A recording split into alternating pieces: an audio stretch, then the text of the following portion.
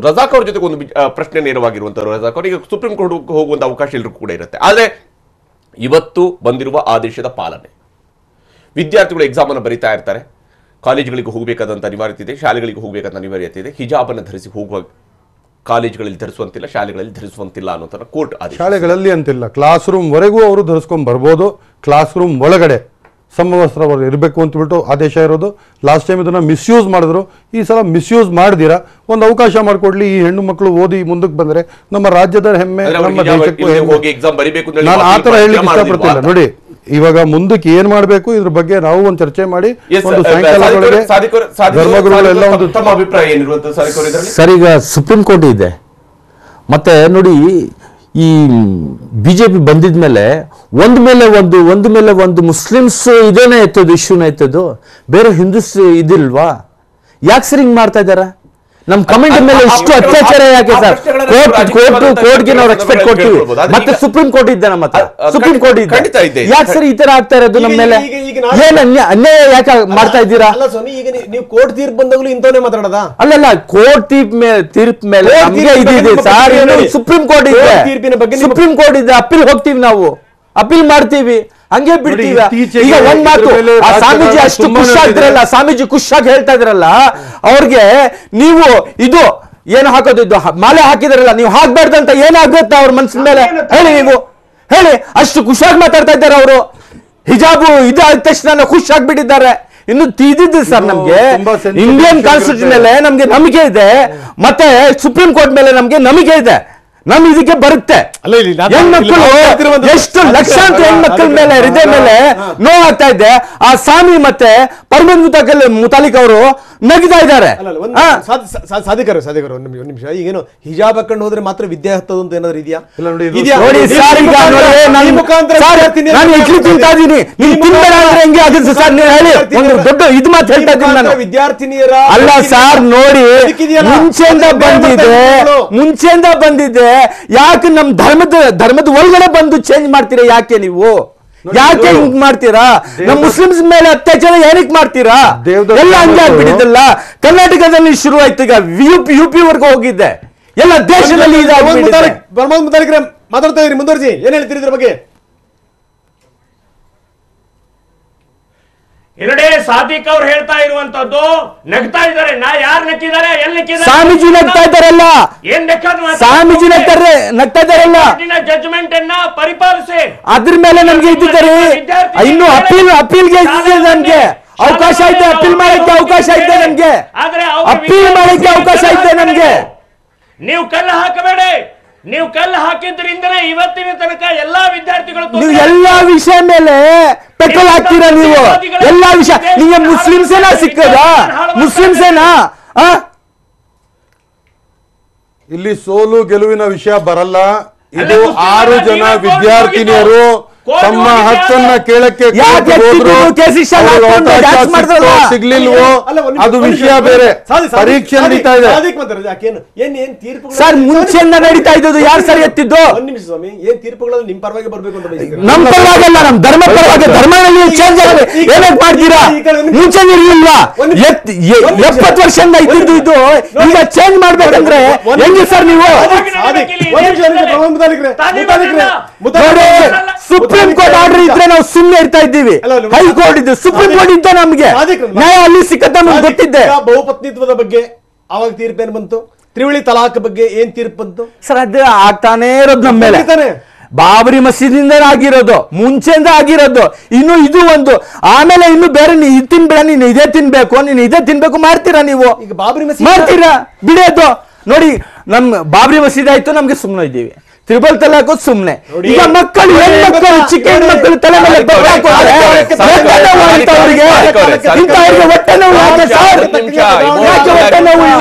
ಭಾವುಕರಾಗಿ ಅಥವಾ ಇಮೋಷನಲ್ ಆಗಿ ಮಾತಾಡಿದ್ರೆ ಏನೂ ಆಗೋದಿಲ್ಲ, ಅಥವಾ ಆಕ್ರೋಶದಿಂದ ಮಾತಾಡಿದ್ರು ಕೂಡ ಏನಾಗೋದಿಲ್ಲ. ಈಗ ಉದಾಹರಣೆಗಳನ್ನ ಪಟ್ಟಿ ಮಾಡ್ತಾ ಹೋದಾಗ ನಮ್ಗೆ ಬೇಕಾದಂತ ಅನುಕೂಲದ ಉದಾಹರಣೆಗಳು ಸಿಗ್ತಾ ಹೋಗ್ತವೆ. ಮುಸಲ್ಮಾನರ ಮೇಲೆ ಮಾತ್ರ ಇಂಥ ದಬ್ಬಾಳಿಕೆ ನಡೆದಿದೆ ಅಂತ ತಿಳ್ಕೊಂಡು ಆರ್ಡರ್ ಮಾಡೋದಕ್ಕೆ ಅನೇಕ ಉದಾಹರಣೆಗಳನ್ನ ನೀವು ಹೆಂಗ್ ಕೊಡ್ತಿರೋ, ಇದೇ ಉದಾಹರಣೆಗಳನ್ನ ಹಾಗಾದ್ರೆ ಹಿಂದೂ ಸಮಾಜವು ಕೂಡ ಪಟ್ಟಿ ಮಾಡ್ತಾ ಹೋದ್ರೆ ನಮ್ಮ ಮೇಲೆ ಮಾತ್ರ ದಬ್ಬಾಳಿಕೆ ಆಗಿದೆ ಅನ್ನೋದನ್ನ ಹೇಳ್ಕೊಂಡು ಕೂತ್ಕೊಳ್ಬಹುದು.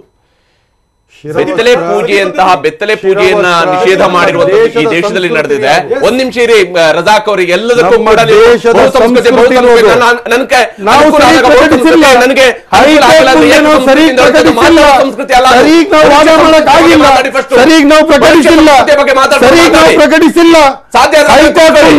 ದೇವದತ್ತ ಕಾಮತ್ ವಾದ ಮಾಡಿದಾಗ ಏನ್ ಹೇಳಿದ್ರು? It is up to the believer and his faith whether it is essential and integral part. ಅದು ಬಿಲೀವರ್ ಸೇರಿದ್ದು. ಇವಾಗ ಹೈಕೋರ್ಟ್ ಬಂದು ಹೇಳಿದ್ರೆ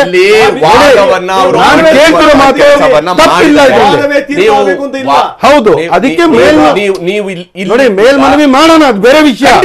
ಅದುವರೆಗೂ ಇದ್ರ ಹಿಂದೆ ನಡೆದ ರಾಜಕಾರಣ ಮಕ್ಕಳ ಎಕ್ಸಾಮ್ ಇದೆ, ಇನ್ನ ರಾಜಕಾರಣ ಮಾಡಿ ಅವ್ರ ಎಕ್ಸಾಮ್ ಇಂದ ನಾವು ಆಚೆ ಇಟ್ಟಂಗೆ ರಾಜ್ಯ ಜನತೆ ನೋಡ್ತಾ ಇರುತ್ತೆ. ರಾಜ್ಯದ ಜನತೆಗೆ ಒಂದು ಒಳ್ಳೆ ಮೆಸೇಜ್ ಹಿಜಾಬ್ ಕೇಳೋದು 6 ಜನ ಹೆಣ್ಣು ಮಕ್ಕಳು ನಿಮಗೆ ಕೊಡಬೇಕಾಗುತ್ತೋ ಇಲ್ವೋ ಅದು ಕೋರ್ಟ್ ತೀರ್ಮಾನ. ಆದ್ರೆ ಅದಕ್ಕೆ ನಾವು ಕೇಸರಿ ಶಾಲ್ ಧರಿಸ್ತೀವಿ, ಅದು ತಪ್ಪು. ಅದನ್ನು ಕೂಡ ಅದು ತಪ್ಪು, ಅದು ಸರಿಯಲ್ಲ ಅನ್ನುವಂಥದ್ದನ್ನು ಕೂಡ ನಾವು ಹೇಳ್ತಾ ಇದ್ವಿ. ಹಾಗೇನೆ ಹಿಜಾಬ್ ಧರಿಸುವಂತಹ ವಿಚಾರದಲ್ಲಿ ಹೈಕೋರ್ಟ್ ಕೊಟ್ಟಿದ್ದಂತಹ ಮಧ್ಯಂತರ ಆದೇಶವನ್ನ ಉಲ್ಲಂಘನೆ ಮಾಡಿದ್ದು ಕೂಡ ತಪ್ಪು. ಉಲ್ಲಂಘನೆ ಮಾಡಿಲ್ಲ, ಉಲ್ಲಂಘನೆ ಮಾಡಿ ನೀವು ತಡೆದ್ರಿ. ಕಾಲೇಜ್ಗಳಲ್ಲಿ ಕಾಲೇಜಲ್ಲಿ ಯೂನಿಫಾರ್ಮ್ ಇತ್ತ, NMKRV ಕಾಲೇಜಲ್ಲಿ ಯೂನಿಫಾರ್ಮ್ ಇತ್ತ, ಯಾಕೆ ಹಿಜಾಬ್ ಅನ್ನು ತಡೆದ್ರು? ಅಲ್ಲಿ ಇವಾಗ ಆದೇಶ ಬಂದಿರೋದೇನು? ಸರಿ, ನಿಮ್ಮದೇ ಪಾಯಿಂಟ್ಗೆ ಬರ್ತೀನಿ. ಈ ಇಡೀ ಪ್ರಕರಣ ಶುರುವಾಗಿದ್ದು ಯಾವ ಕಾಲೇಜಿನಲ್ಲಿ? ಉಡುಪಿ ಕುಂದಾಪುರ ಕಾಲೇಜಲ್ಲಿ. ಕುಂದಾಪುರ ಅಲ್ಲ, ಉಡುಪಿ ಕಾಲೇಜ್ ಉಡುಪಿ, ಬಾಲಕಿಯರ ಸರ್ಕಾರಿ ಪದವಿ ಪೂರ್ವ ಕಾಲೇಜು ಉಡುಪಿ, ಕಾಲೇಜ್ ಉಡುಪಿ. 2002ರಿಂದ ಆ ಕಾಲೇಜಿನಲ್ಲಿ ಹಿಜಾಬ್ ಧರಿಸಿಕೊಂಡು ವಿದ್ಯಾರ್ಥಿನಿಯರು ಬರ್ತಾ ಇರಲಿಲ್ಲ. ಮಕ್ಕಳು ಅಲ್ಲಿಯ 2009ರ ಅಲ್ಲಿಯ ರಜತ ಮಹೋತ್ಸವದ ಫೋಟೋದಲ್ಲಿ ಇವತ್ತಿಗೂ ಹೇಳ್ತೀನಿ, ಹಿಜಾಬ್ ಧರಿಸುವುದು ಇಸ್ಲಾಮಿನ ಅಗತ್ಯವಾದ ಅಂಶ. ಅದು ಹೆಣ್ಣು ಮಗು ವಯಸ್ಸಿಗೆ ಬಂದ ನಂತರ,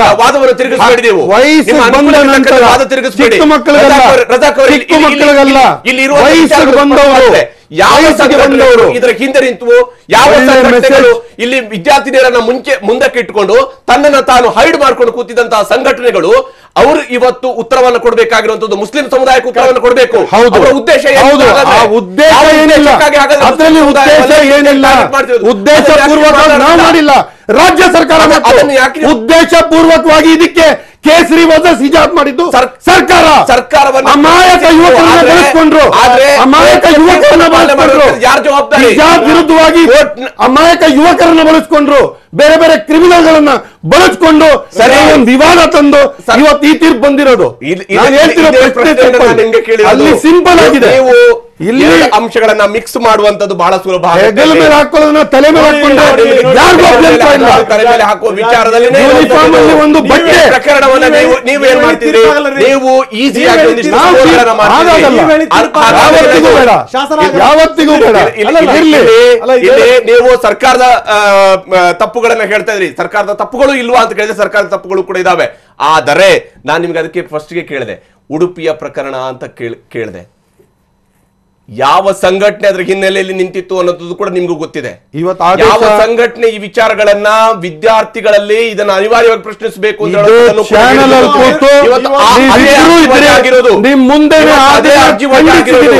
ಅದನ್ನ ಖಂಡಿಸಿದ್ದೀನಿ. ನಿಮ್ ಮುಂದೆ ವಿಸ್ತೃತವಾಗಿಲ್ಲ. ಇಲ್ಲಿ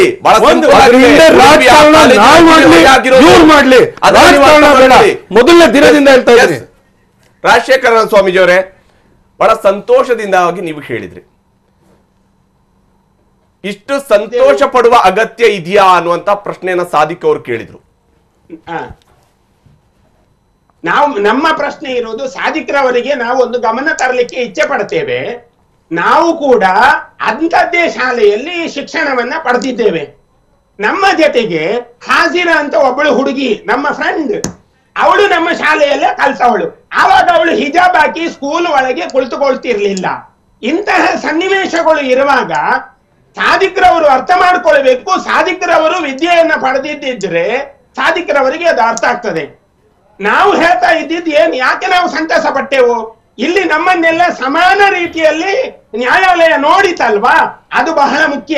ಇದು ಭಾರತೀಯ ಚಿಂತನೆ. ಈ ಭಾರತೀಯ ಚಿಂತನೆಯಲ್ಲಿ ನಾವೆಲ್ಲರೂ ಸಮಾನವಾಗಿ ವಿದ್ಯೆಯನ್ನ ಕಲಿಯಬೇಕು. ಇಲ್ಲಿ ನಮಗೊಂದು ವಿದ್ಯಮಾನ ಸ್ವಾಮಿ, ಅವಕಾಶ ಇರೋದು. ನೀವು ಒಂದು ಹಾಜಿರಾ ಬಗ್ಗೆ ಮಾತಾಡ್ತಾ ಇದ್ದೀರಾ, ಲಕ್ಷಾಂತರ ಹುಡುಗರು ಹಿಜಾಬ್ ಬೇಕು ಅಂತ ಹೇಳ್ತಾ ಇದ್ರಲ್ಲ, ಅವ್ರಿಗೇನ್ ಹೇಳ್ತೀರಾ? ಒಂದ್ ನಿಮಿಷ ಸಾದಿಕ್ ರಾಜಶೇಖರನ್ ಸ್ವಾಮೀಜಿ ಒಬ್ಬರಿಂದ ಏನ್ ಹೇಳ್ತೀರಾ ನೀವು? ಒಂದು ನಿಮಿಷ ಒಬ್ರು ಹೇಳಿದ್ ಮಾತು ಈಗ. ದಯವಿಟ್ಟು ಒಂದೇ ಒಂದು ನಿಮಿಷ ನಿಮ್ ಜೊತೆ ಮಾತಾಡ್ತೀನಿ. ಸಾದಿಕ್ ಅವ್ರಿಗೆ ಒಂದು ಪ್ರಶ್ನೆ ಇದೆ. ಇಲ್ಲಿ ರಾಜಶೇಖರನ್ ಸ್ವಾಮೀಜಿ ಅವರು ಮಾತಾಡ್ತೀನಿ ನನ್ನ ಜೊತೆಗೆ. ಸಾದಿಕ್ ಅವ್ರು ನೀವು ಒಂದು ಮಾತನ್ನು ಹೇಳಿ. ಹಿಜಾಬ್ ವಿಚಾರಕ್ಕೆ ಸಂಬಂಧಪಟ್ಟ ಸ್ವಾಮೀಜಿ ಅವರು ಮಾಲೆಯನ್ನ ತೆಗಿತಾರ? ಯಾರು ಕೂಡ ಧರ್ಮ ಕೇಂದ್ರಗಳಲ್ಲಿ ಇರುವಂತಹ, ನೀವು ಮುಸಲ್ಮಾನರು ತರಿಸುವಂತಹ ಧರ್ಮ ಕೇಂದ್ರಗಳಲ್ಲಿ ಧರಿಸುವಂತಹ ಯಾವುದೇ ಸಂಕೇತಗಳನ್ನ, ಅದು ತಲೆಗೆ ಹಾಕುವ ಟೋಪಿಯಿಂದ ಹಿಡಿದು ಯಾವುದನ್ನು ಕೂಡ ಯಾರು ಪ್ರಶ್ನಿಸ್ತಾ ಇಲ್ಲ. ಇಲ್ಲಿ ಈಗ ಆಗ್ಬಿಟ್ಟಿದೆಲ್ಲ ಸರ್ ಇದು. ಅವರು ಶಾಲೆಯಲ್ಲಿ ಅದನ್ನ ಈಗ ಹಾಕೊಂಡು ಕೂತಿದಾರ. ಅಲ್ಲ ಎಲ್ಲಿನ ಇರ್ಲಿ, ಒಂದ್ ನೋಗಲ್ಲ ಅವ್ರಿಗೆ ಹೇಳಿದ್ರೆ ರುದ್ರಾಕ್ಷಿ ಮಾಲೆ ಹಾಕ್ಬಾರ್ದು ಅಂತ ಹೇಳಿದ್ರೆ ಏನಾಗುತ್ತೆ ಅವ್ರಿಗೆ? ನೋಗಲ್ಲ ಅವ್ರಿಗೆ. ಅದೇ ತರ ಇದು ತಲೆ ಮೇಲೆ ಹಿಜಾಬು ಅಷ್ಟು ಮುಖ್ಯ ನಮ್ಗೆ. ಆ ರುದ್ರಾಕ್ಷಿ ಮಾಲೆ ಮೇಲೆ ಎಷ್ಟು ನಾವು ಇದಿದೆ ಅಷ್ಟೇ ನಮ್ಗೆ ಅದ್ರ ಮೇಲೆ ಇದಿದೆ. ಸರಿ, ಧಾರ್ಮಿಕ ಮೇಲೆ ಧಕ್ಕೆ ನಿಮ್ ಬಾಯಿನಿಂದ ಬರೋದು ಮಾತು. ನೀವು ಮತ್ತೆ ಮುತಾಲಿಕರು ಮಾತಾಡ್ತಾರಲ್ಲ, ನಮ್ಮ ಮುಸ್ಲಿಂ ಧಾರ್ಮಿಕ ಮೇಲೆ ನೀವು ನೋವಾಗತ್ತ ಆತರ ಮಾತಾಡ್ತೀರಾ. ನೀವು ಖುಷಾಗ್ಬೇಡಿ. ನೀವು ಒಬ್ರು ಪೂಜಾರಿ ದೇವ್ರಿಗೆ ಕನೆಕ್ಷನ್ ಮಾಡೋ ಪೂಜಾರಿ, ನೀವು ಜನರಿಗೆ ದೇವ್ರಿಗೆ ಕನೆಕ್ಷನ್ ಮಾಡೋ ಪೂಜಾರಿ, ಹಿಂದೂ ಆಗ್ಲಿ ಮುಸ್ಲಿಮ್ಸ್ ಆಗ್ಲಿ. ಅಷ್ಟು ಖುಷಾಗ್ಬೇಡಿ. ನೀವು ಹೇಳಿದ್ ಕೋರ್ಟ್ ತೀರ್ಪು ಬಂದಿದ ತಕ್ಷಣನೇ ಖುಷಿಯಾಗ್ಬಿಟ್ಟಿದಿರಲ್ಲ. ಹೆಂಗ್ರಿ, ಎಂತ ಮನ್ಸು ನಿಮ್ದು? ಎಲ್ರು ಜನ ಅಳ್ತಾ ಇದ್ದಾರೆ, ಹೆಣ್ಮಕ್ಳು ಅಳ್ತಾ ಇದ್ದಾರೆ. ಆ ಟೈಮ್ ನಲ್ಲಿ ಖುಷಿಯಾಗಿ ಮಾತಾಡೋದ ನೀವು? ಈಗ ನೋಡಿ, ಈಗ ಶಿಕ್ಷಕರು ಟೀಚರು ಕಾಲೇಜ್ ಬರ್ತಾರೆ, ನೀವು ಮಂಗಲಸೂತ್ರ ಹಾಕ್ಬೇಡಿ ಹಂಗೆ ಬರ್ರಿ ಅಂದ್ರೆ ಅವ್ರಿಗೆ ಏನಾಗುತ್ತೆ ಹೇಳಿ? ಮಂಗಲಸೂತ್ರ ಹಾಕ್ಬಾರ್ದು ಟೀಚರ್ ಅಂದ್ರೆ. ಅದೇ ಹೆಣ್ಮಕ್ಳು ಮಂಗಲಸೂತ್ರ ತೆಗ್ಬಿಟ್ಟು ಬನ್ನಿ ಅಂದ್ರೆ ನಿಮ್ಗೆ ಏನಾಗುತ್ತೆ ಹೇಳ್ರಿ? ಅದೇ ತರ ನಮ್ಗೆ ನೋವಾಗಿರೋದು. ಸಾದಿಕ್ ಅವರೇ, ರಾಜಶೇಖರನ್ ಸ್ವಾಮೀಜಿ ಅವರೇ, ಜಸ್ಟ್ ಮಾತಾಡ್ತೀನಿ. ಪ್ರಮೋದ್ ಮುತಾಲಿಕ್ರೆ, ಇಲ್ಲಿ ನೋಡಿ, ಸಂತಸ ಅವ್ರಿಗೆ ಹೇಳ್ತೀನಿ, ಮಂಗಳಸೂತ್ರ ಬಗ್ಗೆ ಆಗಲಿ ಅಥವಾ ಇನ್ಯಾವುದೇ ವಿಷಯ, ಧಾರ್ಮಿಕ ವಿಷಯ ಸಮವಸ್ತ್ರದ ಭಾಗ ಅಲ್ಲ.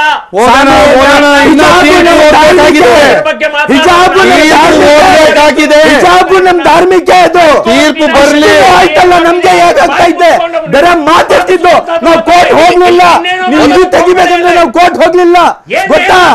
ಅಷ್ಟು ದುಃಖ ಆಗ್ತಿತ್ತು ನಮ್ಗೆ ದುಃಖ ಆಗ್ತಾ ಇಲ್ವಾ ಬೇರೆ ನಿಮ್ಗೆನಾ?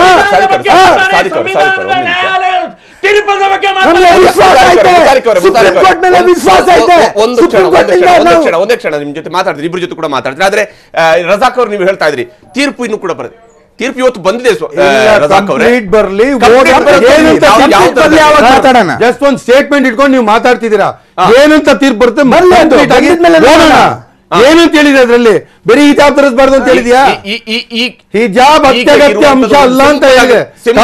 ತೀರ್ಪನ್ನು ಓದಬೇಕಾಗುತ್ತೆ. To come to a conclusion, ತೀರ್ಮಾನಕ್ಕೆ ಬರಕ್ಕೆ ಕಂಪ್ಲೀಟ್ ಓದ್ಬೇಕಾಗುತ್ತೆ. ಇನ್ನ ಒಂದು ಗಂಟೆ ಕಾಪಿ ಬರ್ಲಿ, ಓದೋಣ. ಆದ್ರೆ ಪರೀಕ್ಷೆ ಇರೋದ್ರಿಂದ ಆ ಮಕ್ಕಳ ಜೀವನ ಇಷ್ಟೊಂದು ವರ್ಷ ಅವ್ರು ಓದಿ ಬಂದಿರೋದ್ರಿಂದ, 10th ಇದೆ, ಸೆಕೆಂಡ್ PUC ಇದೆ, ಎಕ್ಸಾಮ್ಗಳು ಬರೋದ್ರಿಂದ ಇದರಲ್ಲಿ ಸಂಭ್ರಮ ಪಡುವ ಯಾವ ತರ ವಿಷಯ ಇಲ್ಲ. ಅದ್ರ ಅವಕಾಶ ಮಾಡ್ಕೊಳ್ಳೋಣ. ಮಕ್ಕಳು ಓದ್ಲಿ, ಮಕ್ಕಳು ಎಕ್ಸಾಮ್ ಬರೀಲಿ. ಸಾದಿಕ್ ನೀವು ಮಾತಾಡ್ತಾ ಇದ್ರಿ, ಇಲ್ಲಿ ಬಂದಿರುವಂತ ತೀರ್ಪೇನು? ಇಲ್ಲಿ ಬಂದಿರೋದು ತೀರ್ಪು ಶಾಲಾ ಕಾಲೇಜುಗಳ ಆವರಣದಲ್ಲಿ ಅಂತ ನೀವು ನಿಮ್ಮ ಮಸೀದಿನಲ್ಲಿ ಬೇರೆಯವ್ರು ಹಾಕೊಳ್ಳಿ, ನೀವು ಸಮಾಜದಲ್ಲಿ ಓಡಾಡ್ಬೇಕಾದ್ರೆ ಎಲ್ಲರೂ ಹಾಕೊಳ್ಳಿ, ಸ್ವಾಮೀಜಿಗಳು ಅವರಲ್ಲಿ ಅಲ್ಲಿ ಕುತ್ಕೊಂಡು ಅವರ ಪೂಜೆ ಪುರಸ್ಕಾರ ಮಾಡ್ಬೇಕಾದ್ರೆ ಅವರೆಲ್ಲ ಹಾಕೊಳ್ಳಿ, ಪ್ರಶ್ನೆ ಬರಲ್ಲ. ಇಲ್ಲಿ ಟೀಚರ್ಸ್ ತಾಳಿ ಬರಲ್ಲ ರೀ. ನೀವು ಹಂಗಂದ್ರೆ ಅದಕ್ಕೂ ಪ್ರಶ್ನೆ ಮಾಡಿ ಮಾಡ್ತೀವಿ, ಅದನ್ನು ಪ್ರಶ್ನೆ ಮಾಡಿ, ಅದನ್ನು ಮಾಡ್ತೀವಿ ನಾವು, ಅದರ ಪ್ರಶ್ನೆ ಅಬ್ಜೆಕ್ಷನ್ ಹಾಕ್ತೀವಿ, ಕೆಲಸ ಮಾಡಿ ಅಬ್ಜೆಕ್ಷನ್ ಹಾಕ್ತೀವಿ. ಈಗ ಮುಸ್ಲಿಮ್ಸ್ ಮಕ್ಕಳ ಕೋರ್ಟಿಗೆ ಹೋಗಿ ಈಗ ನೆಕ್ಸ್ಟ್ 400 ವರ್ಷದಿಂದ ನಾವು ಹಾಕ್ತಾ ಇದ್ದೇವೆ. ಸಡನ್ ಆಗಿ ಚೇಂಜ್ ಮಾಡಿದ್ರೆ ನಾವು ಬಿಡ್ತೀವ? ಇಲ್ಲ, ಸುಪ್ರೀಂ ಕೋರ್ಟ್ ಹೋಗ್ತೀವಿ. ನೀವು ಸುಪ್ರೀಂ ಕೋರ್ಟ್ ನೀವಿಬ್ರು ಏನ್ ಆರ್ಡರ್ ಬಂದಿದೆ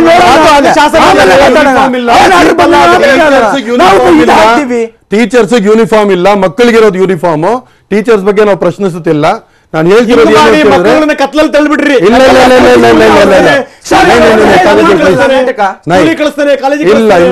ಅಲ್ಲೊಂದು ಗುಂಪು ಇಲ್ಲೊಂದು ಗುಂಪು ಕಟ್ಟಕ್ಕೆ ಇವಾಗ ರಾಜಕಾರಣ ಮಾಡಕ್ಕೆ ಅವಕಾಶ ಅರ್ಥ ಮಾಡ್ಕೋಬೇಕು.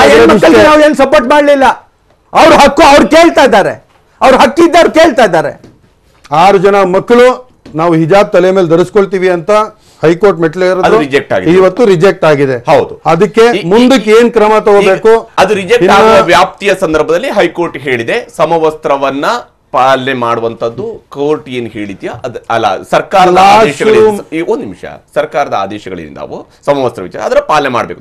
ನೀವು ಹೇಳ್ತಾ ಇದ್ರೆ ಕ್ಲಾಸ್ ರೂಮ್ ನ ಒಳಗಡೆ ಇದಿಲ್ಲ ಅಂತ. ಓಕೆ, ಕ್ಲಾಸ್ ರೂಮ್ ನ ಒಳಗಡೆ ಹಿಜಾಬ್ ಅನ್ನ ಧರಿಸೋದಕ್ಕೆ ಅವಕಾಶ ಇಲ್ಲ ಅಂತ ಹೇಳಿ ಆದಾಗ ನಾಳೆ ದಿನ ಎಕ್ಸಾಮ್ ಅನ್ನು ಬರೆಯುವಂತ ಕ್ಲಾಸ್ ರೂಮ್ ನ ಒಳಗಡೆ ಹೌದು ಅಲ್ಲಿ ಹಿಜಾಬ್ ಧರಿಸದೆ ಬರಬೇಕು ಅನ್ನುವಂಥದ್ದು ಈಗ ಕೋರ್ಟ್ನ ಆದೇಶ ಇದೆ, ಹೈಕೋರ್ಟ್ನ ಆದೇಶ ಇದೆ. ಗೊತ್ತಿಲ್ಲ, ಸುಪ್ರೀಂ ಕೋರ್ಟ್ಗೆ ಹೋದಾಗ ಮಧ್ಯಂತರ ರಿಲೀಫ್ ಸಿಗುತ್ತೋ ಸಿಗೋದಿಲ್ವೋ ಅದೆಲ್ಲ ನನ್ನ ಪ್ರಶ್ನೆ ಇರೋದು ಬಹಳ ಸಿಂಪಲ್ ರಜಾಕ್ ಅವರೇ. ಇವತ್ತು ಆದೇಶ ಬಂದಿದೆ, ಈ ಆದೇಶದ ಪಾಲನೆ, ಈ ಆದೇಶ ವ್ಯಾಲಿಡ್ ಆಗಿರೋ ತನಕ, ಅಂದ್ರೆ ಸುಪ್ರೀಂ ಕೋರ್ಟ್ ಮಧ್ಯಂತರ ಆದೇಶವನ್ನ ಅಥವಾ ಪೂರ್ಣ ಆದೇಶವನ್ನ ಕೊಡೋ ತನಕ ಇದೇ ರಾಜ್ಯದಲ್ಲಿ ಪಾಲನೆ ಆಗಬೇಕಾಗಿರುವ ಆದೇಶ ಆಗಿರುತ್ತೆ. ಈ ಆದೇಶವನ್ನ ಮುಸ್ಲಿಂ ವಿದ್ಯಾರ್ಥಿನಿಯರು ಕೂಡ ಪಾಲನೆ ಮಾಡೋದು. ಯಾಕಂದ್ರೆ ಆ ವಿದ್ಯಾರ್ಥಿನಿಯರು ತಪ್ಪಿಲ್ಲ, ಇಲ್ಲಿ ಅವರ ಪೋಷಕರು, ಅವರ ಸುತ್ತಲೂ ಇರುವಂತಹ ಧಾರ್ಮಿಕ ಮುಖಂಡರು, ಇವರು ಬಹಳ ದೊಡ್ಡ ಜವಾಬ್ದಾರಿ ಅವ್ರಿಗೆ ಮಾರ್ಗದರ್ಶನವನ್ನು ಮಾಡ್ಬೇಕಾಯ್ತು. ನೀವು ಏನು ಹೇಳ್ತೀರಿ? ಅವರು ಈಗ ಎಕ್ಸಾಮ್ ಗಳನ್ನ ಬಹಿಷ್ಕಾರ ಮಾಡಿ ಬಂದಿರೋದ್ರಿಂದ ಅವರಿಗೆ ಲಾಸ್ ಆಗುತ್ತೆ, ಎಕ್ಸಾಮ್ ಅಂತೂ ನಿಲ್ಲೋದಿಲ್ಲ. ಈಗ ಅವರು ಎಕ್ಸಾಮ್ ಅನ್ನು ಬರೆಯೋದಕ್ಕೆ ಹೇಗೆ ಅವಕಾಶ ಆಗಬೇಕು? ನಾವು ಹಿಂದೆ ಮಾಡ್ದಂಗೆ ಇದ್ರ ಹಿಂದೆ ರಾಜಕಾರಣ ಮಾಡ್ದಿರಾ ಆ ಮಕ್ಕಳು ಕ್ಲಾಸ್ ವರೆಗೆ ಧರಿಸ್ಕೊಂಡ್ಬಂದು ಎಕ್ಸಾಮ್ ಬರೆಯುವಷ್ಟು ಅಕಸ್ಮಾತ್ ಹಿಜಾಬ್ ಅನ್ನ ತೆಗೆದು ಬರೆಯಂಗಿದ್ರೆ ಎಕ್ಸಾಮ್ಗೆ ಒಂದು ಅವಕಾಶವನ್ನು ಕೊಟ್ಟು ಅವರು ಎಕ್ಸಾಮ್ ಬರೆದು ಬಿಟ್ಟು ವಾಪಸ್ ಹಿಜಾಬ್ ಧರಿಸ್ಕೊಂಡು ಹೋಗ್ಲಿ ಅಂತ ಹೇಳಲಿಕ್ಕೆ ಬಯಸ್ತೀನಿ. ಯಾಕೆ ಅಂತ ಹೇಳಿದ್ರೆ ಶಿಕ್ಷಣ ಯಾವುದೇ ಕಾರಣಕ್ಕೆ ಹೋಗಿ ಇವಾಗ ಇಷ್ಟೊಂದೆಲ್ಲ ಓದಿರ್ತಾರೆ. ಇವಾಗ ನಾವು ಸುಪ್ರೀಂ ಕೋರ್ಟ್ ಹತ್ತಿ ಅಲ್ಲಿಂದ ನಮಗೆ ತೀರ್ಪನ್ನ ತಗೊಂಡು ಅದು ಬರೋವರೆಗೂ 1 ವರ್ಷನೂ ಆಗ್ಬೋದು, 3 ವರ್ಷನೂ ಆಗ್ಬೋದು. ಅಷ್ಟೊತ್ತಿಗೆ ನಿಮಗೆ ನೀವು ಓದೋದೇ ಬೇಡ, ಅಷ್ಟೊತ್ತಿಗೆ ನೀವು ಬೈಕಾಟ್ ಮಾಡಿ, ಈ ತರ ನಾವು ಮೊದಲು ಹೇಳಿಲ್ಲ, ಇವತ್ತು ಹೇಳ್ತಾ ಇಲ್ಲ. ಆದ್ರೆ ಇದ್ರ ಹಿಂದೆ ತುಂಬಾ ರಾಜಕಾರಣ ಆಯ್ತು. ಹೆಂಗೆ, ಯಾವ ಕಾಲೇಜಲ್ಲಿ ಯೂನಿಫಾರ್ಮೇ ಇಲ್ಲ, ಕಲರ್ ಡ್ರೆಸ್ ಅಲ್ಲಿ ಬರ್ತಿರೋ ಹೆಣ್ಣು ಮಕ್ಕಳು, ಮಹಾರಾಣೀಸ್ ಕಾಲೇಜ್ ಆಗಿರಲಿ, NMK RV ಕಾಲೇಜ್ ಆಗಿರಲಿ, ಈ ಕಾಲೇಜ್ಗಳಲ್ಲಿ ಒಂಥರ ಪ್ರತಿಭಟನೆ ಶುರು ಮಾಡಿ ಒಂಥರ ಕ್ರಿಮಿನಲ್ಗಳು ಇನ್ವಾಲ್ವ್ ಆಗಿ ಇದರಲ್ಲಿ ನೀವು ನೋಡಿದ್ರೆ ಅದ್ರ ಬಗ್ಗೆ ನಾನು ಚರ್ಚೆ ಮಾಡೋಕ್ಕೂ ಇಷ್ಟಪಡಲ್ಲ. ಬಂದು ಅದೇನೋ ಒಂದು ವಾದ ವಿವಾದ ನಡೀತಲ್ಲ ಮಕ್ಕಳ ಮಧ್ಯ, ಅದು ಬೇಡ. ರಾಜಕಾರಣಿಗಳಿಗೆ ರಾಜಕಾರಣ ಬಿಟ್ಟು ಈ ಮಕ್ಕಳು ಬರೀ ಎಜುಕೇಶನ್ಗೆ ಇಂಪಾರ್ಟೆನ್ಸ್ ಕೊಟ್ಟು ಮುಂದಕ್ಕೆ ಹೋಗಿ ಅವ್ರ ಎಕ್ಸಾಮ್ ಬರೆಯೋಕ್ಕೆ ಒಂದು ಅವಕಾಶ ಮಾಡಿಕೊಡ್ಲಿ. ಅವ್ರ ಅಕಸ್ಮಾತ್ ಈ ಥರ ಬಂದರೆ ನಾವು ಈ ಥರ ಹಾಕೋ ಬರ್ತೀವಿ ಅಂತ ಒಂದು ಪಿತೂರಿ, ಒಂದು ಷಡ್ಯಂತ್ರ ನಡೀತಲ್ಲ, ಅದ್ರ ವಿರುದ್ಧವಾಗಿ ಇವತ್ತು ಮಾತಾಡ್ತೀನಿ, ನಿನ್ನೇನೋ ಮಾತಾಡಿದೆ, ನಾಳೆನೂ ಹೇಳ್ತೀನಿ. ಇದಕ್ಕೆ ಕೇಸರಿ ಮಾಡೋದೇ ದೊಡ್ಡ ತಪ್ಪು. ಕೇಸರಿ ಬೇಡ, ಹಿಜಾಬ್ ಬೇಡ ಅಲ್ವಾ? ಇವಾಗ ಸಮವಸ್ತ್ರಕ್ಕೆ ನಾವು ಗೌರವ ಕೊಡ್ಬೇಕಲ್ವಾ ಹೈಕೋರ್ಟ್ಗೆ? ಕ್ಲಾಸ್ ರೂಮ್ ವರೆಗೆ ಅವರು ಧರಿಸ್ಕೊಂಡು ಬರ್ಬೋದು, ಬರಲಿ, ಎಕ್ಸಾಮ್ ಬರೆದು ಬಿಟ್ಟು ಅದನ್ನ ವಾಪಸ್ ಹಾಕೊಂಡು ಅವ್ರವ್ರ ಮನೆಗೆ ಅವ್ರು ತಲುಪಲಿ. ಬರೀ ಎಕ್ಸಾಮ್ಗೋಸ್ಕರ ಯಾಕೆ? ಅಕಸ್ಮಾತ್ ಆ 1 ಗಂಟೆ ಎಕ್ಸಾಮ್ ಅವ್ರು ಬರ್ದಿಲ್ಲ ಅಂತ ಹೇಳಿದ್ರೆ ಇವರು ಕಷ್ಟಪಟ್ಟಿರೋದು ಇಷ್ಟೊಂದು ವರ್ಷ, 12 ವರ್ಷಗಳ ಕಾಲ, 1ನೇ ತರಗತಿಯಿಂದ 12ನೇ ತರಗತಿ ಮುಂದಕ್ಕೆ ಅದು ಬರುತ್ತೆ ನೋಡಿ. ನಮ್ಮಲ್ಲಿ ವಿದ್ಯಾರ್ಥಿನಿಯರಿಗೆ ತೊಂದರೆ ಆಗಿ ಬರ್ದಿರಿ ಒಪ್ಕೋತೀವಿ ಅಷ್ಟೇ. ಎಲ್ಲದಕ್ಕೂ ಅನ್ವಯಿಸ್ತೀರಾ? ಕ್ರಿಕೆಟ್ ಪಾಕಿಸ್ತಾನ ಕ್ರಿಕೆಟ್ ಟೀಮ್ ಇದು ನಕ್ಕೊಂಡು ಆಟ ಆಡ್ತೇನ್ರಪ್ಪ ಸರ್. ಹರ್ಭಜನ್ ಸಿಂಗ್ ತಲೆ ಮೇಲೆ ಬಟ್ಟೆ ಧರಿಸ್ಕೊಂಡೆ ಕ್ರಿಕೆಟ್ ಆಡಿರೋದು, ಅದಕ್ಕೆ ಅವಕಾಶ ಮಾಡಿಕೊಡ್ತು. ಮಕ್ಕಳ ಟೀಮ್ ಬಗ್ಗೆ ಮಾಡ್ತಾರೆ, ಯಾಕೆ ಕೂಗ್ತೀವಿ? ನಾನು ಹೇಳ್ತಿರೋ ಮಾತನ್ನ ಅರ್ಥ ಮಾಡ್ಕೊಳ್ಳಿ. ನಾವು ಇದಕ್ಕೆ ಅವಕಾಶ ಕೊಟ್ಟಿದೀವಿ. ನಿಮ್ಮ ಧಾರ್ಮಿಕ ವಸ್ತ್ರವನ್ನ ನೀವು ಧರಿಸ್ಕೊಂಡು ಹರ್ಭಜನ್ ಸಿಂಗ್ ಬೌಲಿಂಗ್ ಮಾಡಿದ್ದಾರೆ, ಇಷ್ಟು ದಿನ ನಾವು ನೋಡಿದ್ದೀವಿ. ಅದೇ ನಮ್ಮ ದೇಶದ ಸಂಸ್ಕೃತಿ. ವಿವಿಧತೆಯಲ್ಲಿ ಏಕತೆಯನ್ನು ಹುಡುಕುವುದೇ ನಮ್ಮ ದೇಶ. ನಾವು ಒಟ್ಟಾಗಿರುವುದೇ ನಮ್ಮ ದೇಶ. ಕೈ ಹಿಡಿದು ದುಡಿಬೇಕು, ಒಂದಾಗಿ ಬಾಳ್ಬೇಕು. ಅದನ್ನೇ ನಾವು ಮೊದಲಿಂದ ಹೇಳಿರೋದು. ಇಲ್ಲಿ ಮೊಸರಲ್ಲಿ ಕಲ್ಲು ಹುಡುಕುವಂತದ್ದೇ ಒಂದು. ಇಲ್ಲ, ಮೊಸರಲ್ಲಿ ಕಲ್ಲು ಹುಡುಕ್ದವ್ರು ರಾಜಕಾರಣ ಮಾಡಿದವರು. ಅಮಾಯಕ ಒಂದು ಪ್ರಾಣ ತ್ಯಾಗ ಆಯ್ತಲ್ಲ ಒಂದು, ಅದು ಯಾರ ಕಾರಣ? ಅದಕ್ಕೆ ಯಾರು ಮಾಡಿದ್ದು ಅದನ್ನ? ಅದ್ರ ಬಗ್ಗೆ ಯಾರು ಉತ್ತರ ಕೊಡ್ತಾರೆ ಗೊತ್ತು? ಅವನಿಗೆ ಬೇಕಾಗಿತ್ತ ಹಿಜಾಬ್? ಅವನಿಗೆ ಬೇಕಾಗಿತ್ತ? ಮುತಾಲಿಕ್ರೆ ಏನ್ ಹೇಳ್ತೀರಿ? ಟೈಲರ್ ಆಗಿದ್ದವನು ಯಾಕೆ ಬರ್ಬೇಕಾಗಿತ್ತು ಹಿಜಾಬ್ ಇದ್ರಲ್ಲಿ? ಮುತಾಲಿಕ್ರೆ ಕೇಳ್ತಾ ಇದೀಯ? ಧ್ವನಿ ಕೇಳ್ತಾ ಇದೆಯಾ?